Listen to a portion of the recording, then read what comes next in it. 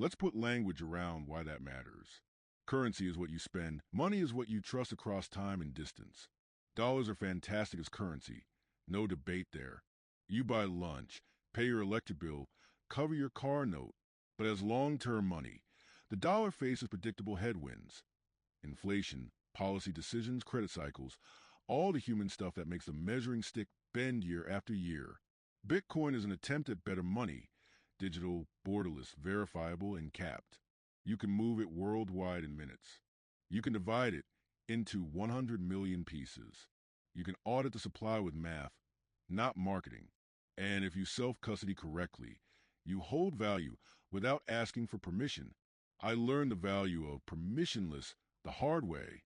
A retail bank once froze a perfectly normal wire I needed for a home closing. No fraud, no issue, just compliance. For phone calls, and half a day of my life vanished.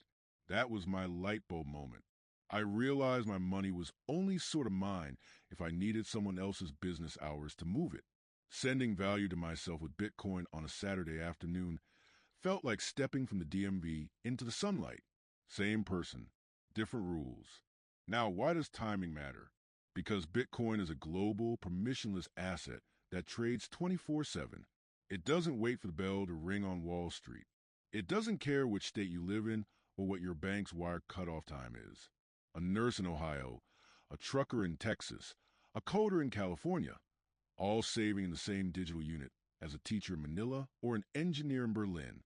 That's new. It compresses the world. And it means your savings technology can be the same as anyone, anywhere, if you choose to step into that network. Let's come back to scarcity, because this is the math that quietly floors people. The supply cap is 21 million Bitcoin. That's it. Hard stop. If there are 21 million total, the maximum number of people who could ever own one whole Bitcoin is 21 million. The maximum number who could own 0.1 BTC, the 10 million sats milestone, is 210 million. And the maximum number who could own 0.01 BTC, the 1 million sats milestone, is 2.1 billion. Those are ceilings before you subtract coins that are permanently lost, long-term cold storage that rarely moves, institutional treasuries that won't sell for a very long time, and dust that just isn't going anywhere. In practice, the real numbers are lower. With a planet of roughly 8 billion people, the share who could ever sit at the 0.1 BTC table is well under 3%. You don't need to hype that. It's arithmetic. Scarcity is why even small progress matters. I remember the morning I did that math for myself. I wasn't some whale. I wasn't early retired. I was a normal person figuring out how to save better in a world where dollars seem to leak buying power every year. When I realized that hitting 1 million sats, just 0.01 BTC, placed me inside a room that billions of people could never enter if Bitcoin succeeds as money, my whole mindset shifted. I stopped feeling behind. I started feeling early. Okay, so how do regular people get there? The most realistic plan for most lives is DCA, dollar cost averaging. Set a fixed amount. Buy on a fixed schedule. Don't try to be a hero with perfect timing. DCA is deliberately boring, and that's exactly why it works when you have work, kids, a partner, a dog, a house that occasionally decides to surprise you with a repair bill, and a head full of other responsibilities. If you want an extra edge, add a simple, rules-based top-up when price draws down meaningfully. Not every dip, not every rumor, just the larger, obvious pullbacks, and only with money you truly don't need for the next few months. When I first tried to outsmart the market, I paused my recurring buys, convinced I'd nailed the perfect entry. The market ran 20% while I argued with myself on the sidelines. That week, I wrote a rule on paper and stuck in my desk. The base DCA never stops. If there's a fat, scary candle down, I add a small top-up that I've already budgeted for. No drama, no second-guessing. The next month, I slept better and stacked more. Let's make it practical for American life. Align your recurring buys with your paychecks. Bi-weekly is the easiest habit there is, because it mirrors how money already enters your life. Always protect your emergency fund first. 3 to 6 months of expenses, parked in boring cash. That buffer isn't just financial protection. It's emotional protection. It lets you hold through volatility without panic selling your plan. If you get a tax refund or a small bonus, consider front-loading toward your next milestone. Price can run while you're waiting for perfect. Perfect entries are the most expensive plan of all. Track your cost basis if you transact. April comes fast, and you'll thank yourself for having clean records. And keep an eye on fees. They compound, too. Self-custody is where the conversation eventually goes for many people. If you decide to hold your own keys, take it slow and treat it like learning to drive. Practice with small amounts. Learn backups. Understand how to verify addresses. Read twice, send once. If you prefer a trusted custodian for part of your stack, fine. Just make that a conscious choice, not a default. The phrase, not your keys, not your coins isn't a meme. It's a warning label and a promise at the same time. Let's swing back to psychology, because this is where most plans live or die.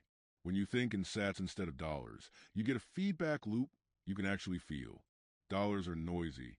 They shoot up and down. You can own more Bitcoin and feel poorer in dollars if price dumps this week. Sats are quiet. They only go up when you add them. That's why a simple progress bar beats doom scrolling price charts on your phone. You're not trying to win a debate with a stranger on the internet. You're trying to move a number that belongs to you. I'm going to give you a silly example that's stuck with me. 1 month after I'd maxed my 401k match, paid the mortgage, and handled a couple of those random adulting things that always pop up, I had just enough left over to cross from about 820,000 sats to a hair over 1 million. I hit buy, refreshed my tracker, and watched that first milestone light up. It was the smallest step in the world, and it changed how I felt about the whole project. It made the next rung, 10 million sats, feel less like a mountain and more like a staircase. That feeling matters. It's the difference between showing up next month and talking yourself out of it. Now, let's address risk like adults. Bitcoin is volatile.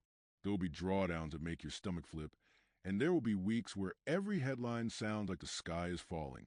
That's normal in an emerging monetary asset.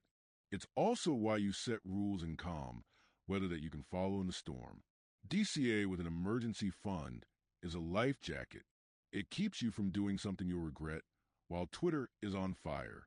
Remind yourself, you are buying a fixed supply savings technology in a world of expanding currency supply. If you believe adoption continues over the next decade or two, you are buying time in the market over timing the market. Does that guarantee anything? Of course not. Nothing in markets is guaranteed. But your odds of finishing the plan go up when your plan can survive a rough week, a rough month, or even a rough year. What about the too late crowd? You probably know someone who says, if I didn't buy in 2013, it's over. Here's the honest response. If you measure success only in dollars next month, maybe they're right. But if your lens is sats and your horizon is decades, that logic falls apart. The question isn't why didn't I start? It's how do I start now in a way I'll stick with? The door is still open. The network is still growing. The supply is still capped. The calendar is going to flip either way. Your choice is whether you want a little more of a scarce thing when it does. Let me give you a handful of everyday anchors that help keep this grounded. When gas spikes or groceries sting, it's easy to feel like savings is a luxury. Flip the script. Treat your Bitcoin by like you treat your 401k contribution or your mortgage payment. A line item that happens because it's part of who you are, not because you feel like it that month. If you need to free up room, attack the easy targets.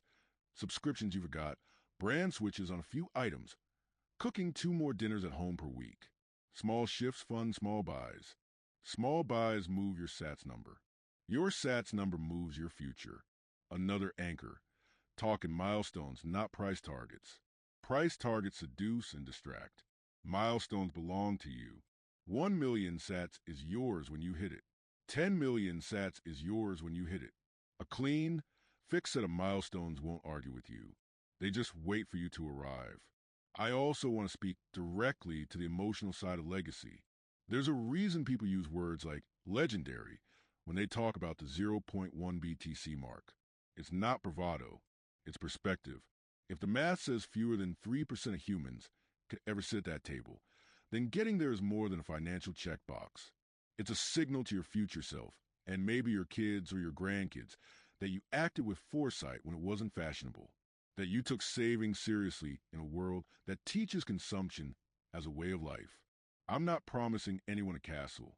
I'm saying milestones and sats carry a kind of meaning that's hard to find elsewhere. Before we wrap, let me put the whole plan in one breath. Think in sats so progress is visible. Choose clear milestones, 1 million, 10 million, 100 million. Understand a fixed supply mechanism that makes those milestones meaningful. Respect volatility by building an emergency fund and automating a DCA schedule you can keep through good times and bad. Add a small, rules-based top-up on deeper pullbacks if your budget allows. Consider self-custody carefully and slowly when you're ready. Talk in milestones, not price. And keep your eyes on the staircase, not the treadmill. In a world where the dollar quietly leaks purchasing power year after year, a SATS progress bar is one of the few things that only moves in one direction when you do the work. That's why any amount matters. That's why by the size of a tank of gas matters. That's why a little left over at the end of a pay period matters. You are trading noise for signal. You are trading passivity for proof. If this reframed the 0.01, 0.1, and 1 BTC journey for you, even a little, do me, and more importantly, do yourself a favor. Subscribe to Bitcoin Manifesto so you're surrounded by people who are actually doing this. Tap like on this video so it reaches someone who needs a new lens, and share it with one colleague who still thinks it's too late to accumulate Bitcoin. Then make a public commitment in the comments. Tell me your SATS goal and your deadline. Put it in writing. Hold yourself to it. I'm rooting for you.